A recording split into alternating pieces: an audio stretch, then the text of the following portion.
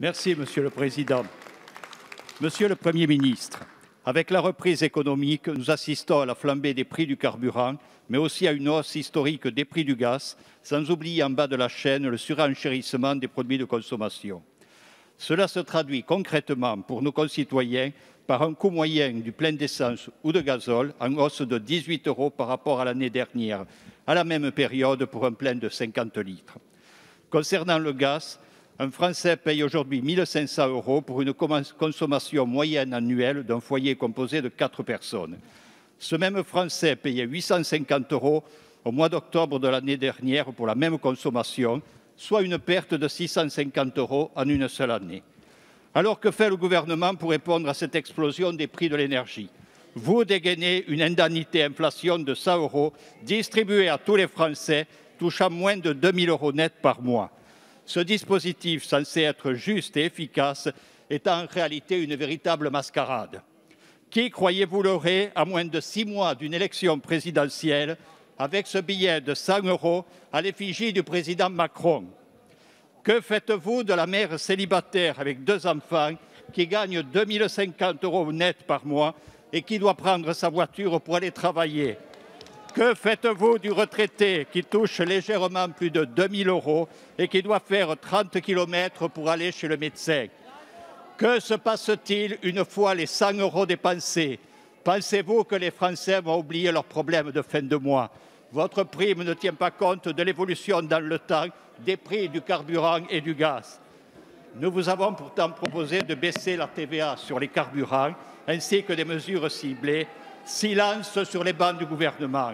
Avec votre indemnité, vous vous offrez une belle campagne de communication, mais cette mesure inique aggrave les inégalités et ne règle rien aux problèmes des Français. Merci. La parole est à Madame Barbara Pompili, ministre chargée de la transition écologique. Oui. Merci, Monsieur le Président, Mesdames et Messieurs les députés, Monsieur le député Aviragnet. Vous dites mesure inique. Je crois que là, on n'est pas au niveau. On n'est pas au niveau du débat. Je trouve que tomber dans la démagogie sur des sujets pareils, c'est inacceptable. C'est inacceptable. Nous avons réfléchi longuement pour essayer d'apporter la solution qui soit la plus juste possible, la plus efficace possible, pour répondre à une hausse qui est une hausse conjoncturelle et une hausse sur laquelle nous devons apporter une réponse. Moi, je n'ai pas entendu un Français qui va recevoir cette aide de 100 € qui disait je n'en veux pas et c'est une mesure inique. Je pense que ces questions-là, on se les pose quand on n'a pas les problèmes que rencontrent un certain nombre de Français.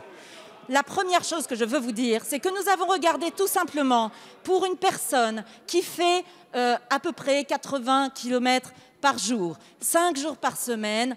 En moyenne, le surcoût sur une année, c'est de 90 €. Et donc, la hausse qui est proposée va compenser justement ce besoin supplémentaire.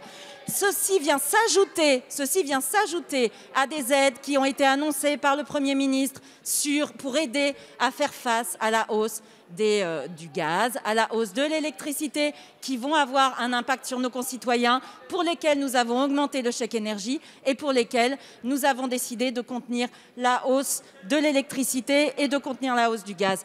Voilà des mesures qui sont des mesures évidemment conjoncturelles et qui doivent, à côté de cela, se doubler de mesures qui sont des mesures de plus long terme pour aider nos concitoyens à terme à ne plus être dépendants des énergies fossiles.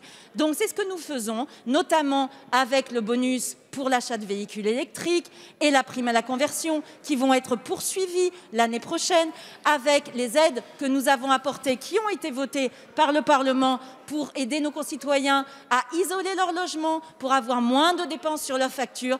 Voilà ce qu'il faut faire pour être responsable des mesures d'urgence et des mesures de long terme. Merci Madame la Ministre.